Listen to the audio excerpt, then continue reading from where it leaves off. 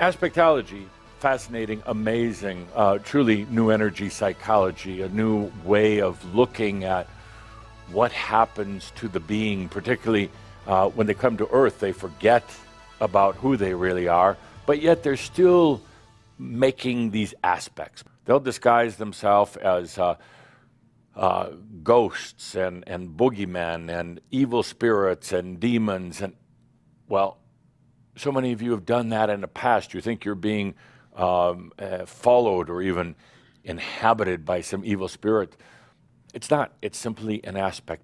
And it's not that the aspect is bad. It's not that it's necessarily trying to harm you, although that does happen. It's simply that the aspects that you've created for whatever reason are simply wanting to come back home. That's it. How many of the thoughts that you've had are not yours? They belong to an aspect. How often when you hear this negative voice, is it not really yours, but belonging to an aspect or a group of aspects? How many times have you felt fear? Perhaps fear that wasn't your own, that wasn't really you.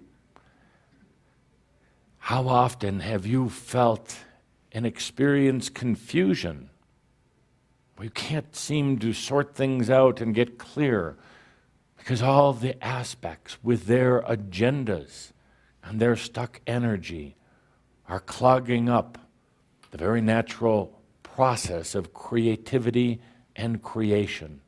Traditional psychology has an unwritten core belief that there is something broken at the center, at the core of the person, and that it must be fixed. The new energy psychology of aspectology understands that at the core, at the soul level, it is total perfection.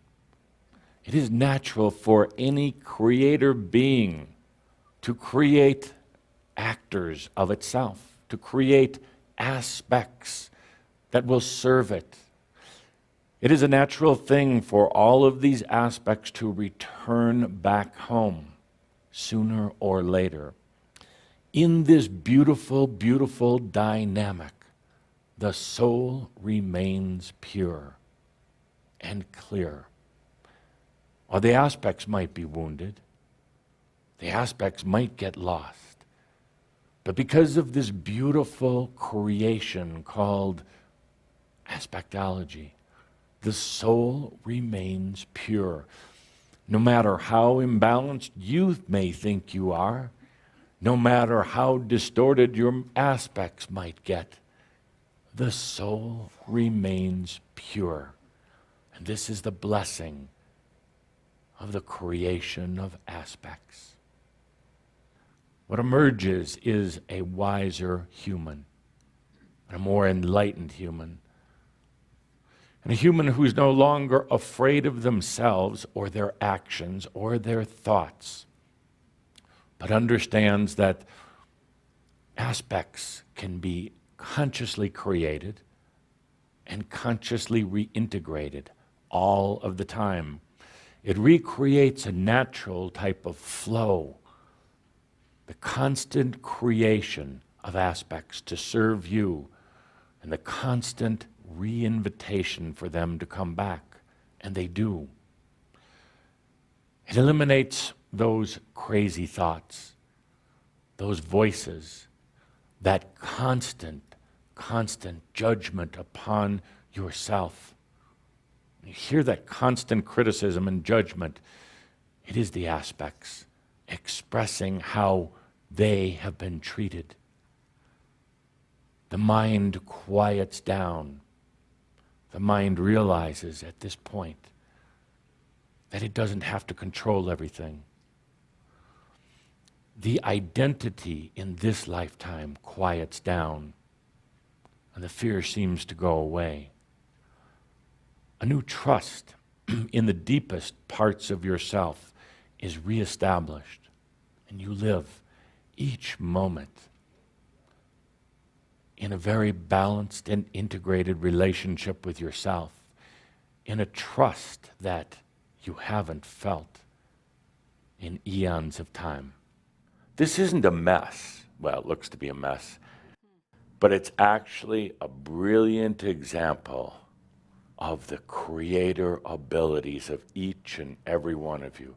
It's just that it's gotten a little messy. It's gotten a little, you've forgotten where it's being created from, who's creating it. You tend to think that these have influence or power over you. And you know what? The minute that you start thinking that and believing that, it happens. You suddenly give all of this crazy group the basically control or the degree of control over you. It's a great game. But at any point, what a creator has created can be uncreated, or it can be recreated in any way the creator wants. So, you don't like this? You feel intimidated by it, overwhelmed by it, disempowered by it, or anything else? You are the creator the moment you step forward and accept that. You may not want to accept it. You may say, oh, that's so much work, or gee, I don't know if I want to take responsibility. Oh, then it'll remain like this. And that's okay. It's just the game of creatorship.